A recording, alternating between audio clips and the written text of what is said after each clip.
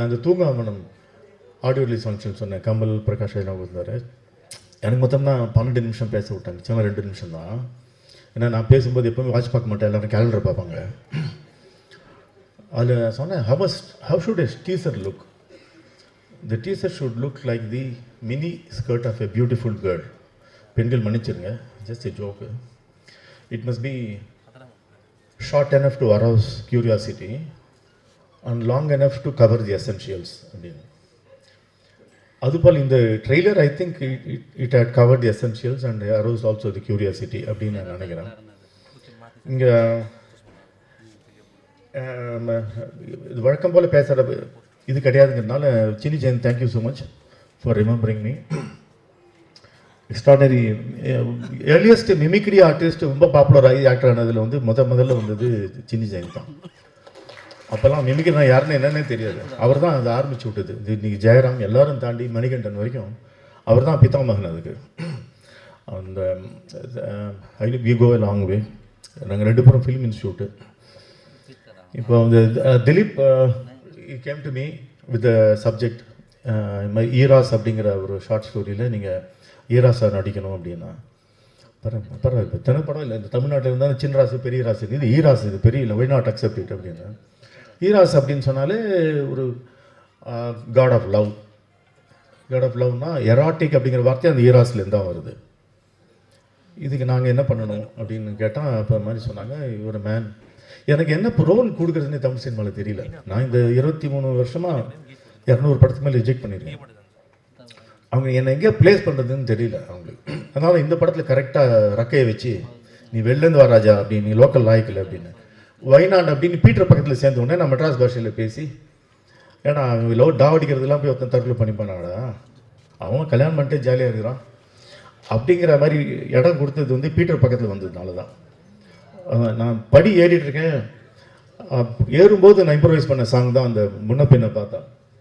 முன்ன பின்ன பார்த்தா மெரசலு பின்னி பின்னி பாயகணும் வரசலு அதுக்குள்ள ஏண்டி வெரிசலு என்னை விட்டு போனியா சோனியா, என்னை விட்டு போனியா சோனியா. அப்படி அழுது வந்து போய் அழுதுக்குன்னு அப்படியே மாறிடுவான் காமெடிக்கு. ஐ ஹேட் திஸ் எக்ஸ்பீரியன்ஸ் பிகாஸ் ஒரு 12-13 கானா சிங்கர்ஸ் என்னுடைய நயன் இது பண்ண நான் இன்ட்ரடியூஸ் பண்ணியிருக்கேன். சிந்தை புண்ணியர்லேருந்து கானா உலகநாதன் வரைக்கும். So that opportunity thanks Dileep for giving me to improvise my lines, improvise my dialogues. காதலை பற்றி என்னெல்லாம் பேச வேண்டுமோ அதெல்லாம் பேசியிருக்கேன் நான் அதில். காதல் அப்படிங்கிறது இன்றைக்கி in times of war today I told Dileep, my brother is in Dubai ஃபேமிலியோட. அவனுடைய ஹோட்டல் பக்கத்தில் முதல் குண்டு கீழே அந்த காரில் அந்த டெப்ரி விழுந்து அது பஸ்ட் ஆகி had to move to the underground. இன்னைக்கு காலையில் அந்த நியூஸ் கேட்டுட்டு I had to come to this thing. So அந்த பக்கம் ஒரு பக்கம் war and love, we are discussing about love. Purananuru என்பது அகமும் புறமும் சேர்ந்தது. அகம் 400, புறம் 400. இது ரெண்டுமே in times of war how can you love அப்படின்றதுக்காக அருமையான கவிதைகளும் காதல் கவிதையும் எழுதி வைத்து போன சமூகம் தான் இது. 3rd century BCE சங்க இலக்கியம் அது. என் படத்தில் கூட ஒரு பாட்டு வச்சுருங்க, எல்லாருக்கும் தெரிஞ்ச ஒரு செம்புல பயணியரான பாட்டு. யாயும் நியாயும் எந்தையும் உந்தையும் யானும் நீயும் கேலிரானும் செம்புல பயணியர் போல அப்படின்னு. யாயும் நியாயம் நானும் நீயும் எந்தையும் உந்தையும் உன் தந்தையும் என் தந்தையும் யானும் நீயும் நானும் நீயும் உங்கள் அம்மாவும் நானும் எங்கள் அப்பா வந்து சேர்த்து. இன்னைக்கு ஒரு மழை வந்து ஒரு எப்படி வந்து ஒரு செம்மணியில் விழுந்தவொன்னு கலந்து எது செம்மண் எது மழை நீர் என்று தெரியாமல் கலக்கிறது, அதுபோல் நீங்களும் நானும் ஒரு உறவினர்களாக கலக்கிறோம் என்ற ஒரு கவிதையை எழுது வந்து 3rd century BCE. Imagine the amount of thought and brevity a Tamil poet could bring in. அதுதான் நம்மளுடைய. அதனால் அது காதல் என்பது இன்றைக்கி demography of the people who come and watch the films are between let's say 18, 16 and 30.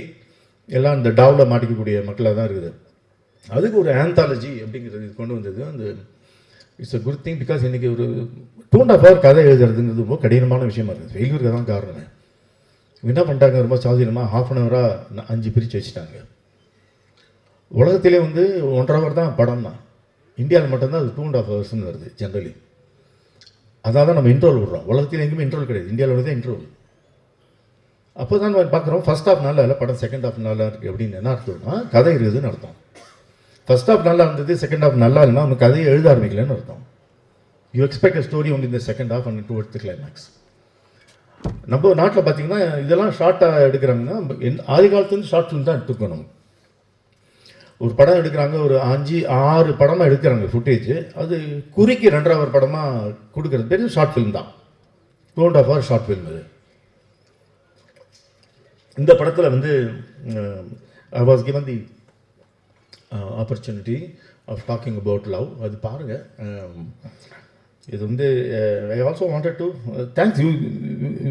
இந்த 5 பேர் வந்து இங்கே சொன்னது போல் ஒரு ஈகோவே இல்லாமல் ஒருத்தர் டைரக்ட் பண்ணி வச்சு 4 பேர் அசிஸ்டன்ட் டைரக்டராக இருக்கிறது, இது ரொம்ப அழகான ஒரு விஷயமா இருக்குது. எனக்கு என்ன பயம்னா, நம்ம மியூசிக் டைரக்டர் சரவணன் வந்து நடிக்கிற சான்ஸுக்காக முதல்ல மியூசிக் டைரக்டர் ஆனோன்னு டவுட்டாக இருக்குது எனக்கு.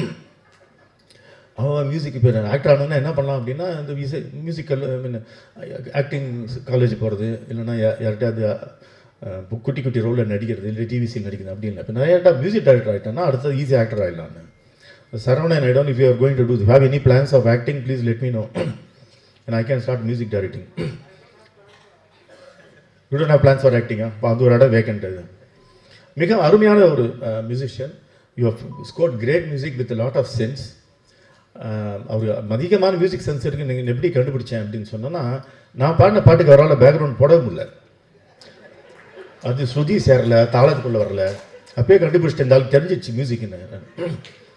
அவங்களால அவாய்ட் பண்ணியிருந்தேன் அவரோட பேசுகிறதுக்கே நான்.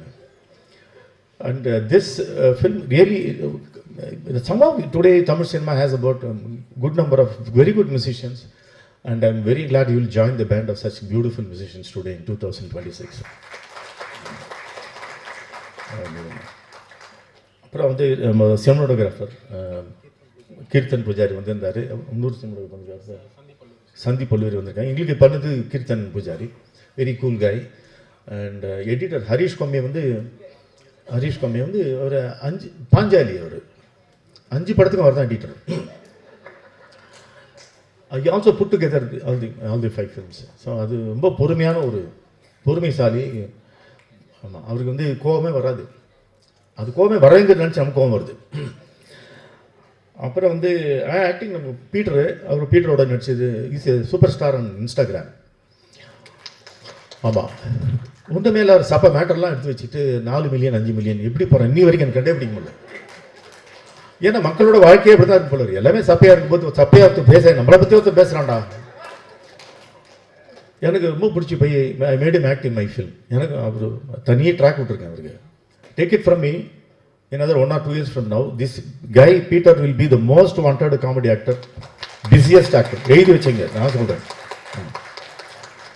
ஏன்னா அவ்வளோ ட்ரைனிங் ஆயிருக்கு. அந்த காலத்தில் பாய்ஸ் கம்பெனி நம்ம சின்னி ஜென் சொன்னது போல் training ground has been Instagram for him. You knows every thing. அது அத்தனை 4 மில்லியன்னா ஒன்றுமே இல்லை. இந்த மேட்டருக்குலாம் இப்போ 5 நிமிஷம் போட்டு எப்படி, அது ஒரு தனி ரகசியம் உங்கள்கிட்ட கேட்க வேண்டியிருக்கு. அந்த டெக்னிக் எப்படி அத்தனை மில்லியன் எதுக்காக விடுறாங்க? நான் பப்ளுக்கிட்ட கேட்டேன், பிருத்திவிராஜ் உனக்கு எதுக்குடா இவ்வளோ வியூவர்ஸ் அப்படின்னு. அதெல்லாம் ஒன்றும் சிம்பிள் மேட்டர்னு சொன்னால், அந்த சட்டையை கேட்டுறாங்க தான் சல்மான் கான் மாதிரி அவன் ஒரு டெக்னிக் வச்சுருக்கான், இவன் ஒரு டெக்னிக் வச்சுருக்கான். So it was nice working with you. And நம்ம ட்ராக்கில் நம்ம 2 பேர் தான். ஏன்னா அது சின்னி ஜெயந்த் வேறு ட்ராக் நான் பார்க்கல, படம் பார்த்து தான் தெரியும் சின்னி ஜெயந்த் ட்ராக் என்னன்னு. அவர் என்ன டாவடிச்சுக்கிறாருலாம் தெரியாது. அது அப்புறம் வந்து போஸ்டர் டிசைன் பை ஜெகன். அவர் ஒரு டைரக்டரு ஒன் ஆஃப் தி இதில், but he design the poster. இது இன்னொரு போஸ்டர் இருக்குது, என்னை வச்சு ஒரு போஸ்டர் இருக்குது. அது பாருங்கள், தட்டில் astonishing effect with the help of நம்ம என்னது ஹேமந்த் அண்ட் ஜெகன் 2 பேரும் டேரக்டர்ஸு. பாருங்கள் எத்தனை வேலை ரெடியாக இருப்பாரு. உங்களுக்கு போஸ்டர் டிசைன் வேலையும் காத்திருக்கு உங்களுக்கு. ஆமாம், அதே மாதிரி உங்கள் படத்தில் நடித்த அந்த நடிகருக்கு வந்து டைரக்ஷன் காத்திருக்கு. உங்களோட கதை அவர் அழகாக சொன்னார்.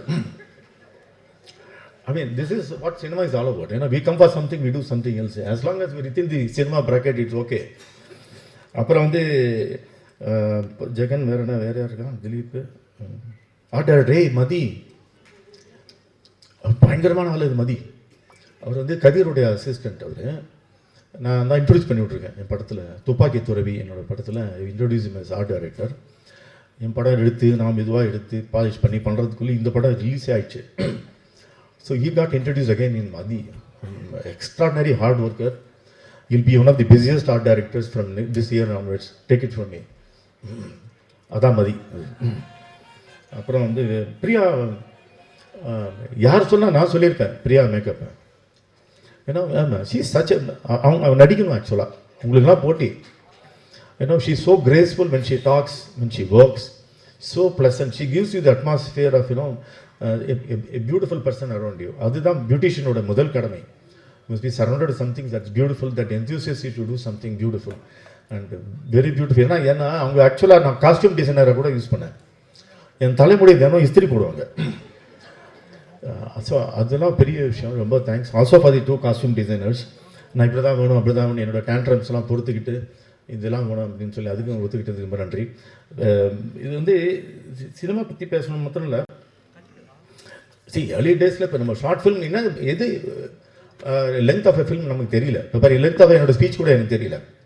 ஏன்னா லெஃப்ட் அண்ட் ரைட்டு இந்த ஆக்சிஸ் அந்த ஆக்சிஸில் நிறைய விஷயங்கள் தோன்றுகிறது. ஏன்னா சினிமா தோன்றிய காலத்துலேருந்தே ஒன்றில் ஃபிலிம் தான். எப்போவுமே 1895 முதல் சினிமா காட்டும்போது there all shorts, then became one reeler. Birth of Nation வரும்போது ஃபீச்சர் ஃபிலிம் பண்ணலாமா அப்படின்னு ஒன்று தோணுது. அப்புறம் சவுண்டு ஃபிலிம் வந்த உடனே ஒவ்வொரு வந்து பரிணாம வளர்ச்சி வளர வளர வளர சினிமா வளர்ந்து இன்றைக்கு வந்து டிஜிட்டல் சினிமாவில் we still have the hangover of old legendary cinema only in India mostly because of the 2.5 hour thing. அங்கெல்லாம் குறைச்சிட்டாங்க. இங்கே நம்ம வந்து ரொம்ப இந்த ஓடிடிலாம் வந்த பிறகு கொஞ்சம் சௌகரியமாகி நம்ம we are started giving short இது. I have a feeling this film will also, like cutely couple of other films will open up. The short films can also be successful அப்படிங்கிறதுக்கான ஒரு ஓப்பனிங் இது கிடைக்கும் அப்படின்னு நினைக்கிறேன். எத்தனையோ beautiful artist and extraordinary trained artist இந்த படத்தில் இருக்கீங்க. உங்களுக்கெல்லாம் இது ஒரு நல்ல ஓப்பனிங்காக இருக்கும் அப்படின்னு நான் வேண்டிக்கிறேன். இன்னும் நிறைய பேச வேண்டியிருக்கு. யாரோ விட்டு இந்த ப்ரொடியூசருக்கு நன்றி, அப்புறம் உத்தரா டிஸ்ட்ரிபியூட்டருக்கு நன்றி. டு மேக் படத்தை பார்த்துட்டு இது தியேட்டருக்கு போகலாம் அப்படின்னு நினச்ச அந்த ஒரு தாட்டுக்கு ரொம்ப நன்றி அவங்களுக்கு. ஸோ இதுதான் ஓகே. நிறைய பேசணும். But what I took away from this film is thus team work helps. எல்லோரும் டீமாக உட்காந்து ஒர்க் பண்ணுறாங்க. ஒரு பாரபட்சம் இல்லாமல் சின்னி ஜெயின் சொன்னது போல் ரொம்ப பவ்யமாக குனிஞ்சி பெண்ட் பண்ணி அவ்வளோ இவ்வளோ கெஞ்சுறாங்களே கண்டிப்பாக பண்ணி ஆகணும்னு தோணுது. அப்புறம் தான் தெரியுது அவங்க அது ஒரு டெக்னிக்னு. அது டெக்னிக் கற்றுக்கிட்டேன் இந்த படத்துலேருந்து. ஸோ ரொம்ப பவ்யம். அதான் இங்கே எல்லோரும் எனக்கு கை கொடுக்கும்போது நான் எழுந்து நின்று கை கொடுத்தது காரணம் உங்கள் டெக்னிக் எனக்கும் தெரியும் அப்படின்னு. ஸோ ரொம்ப நன்றி. I wish all you guys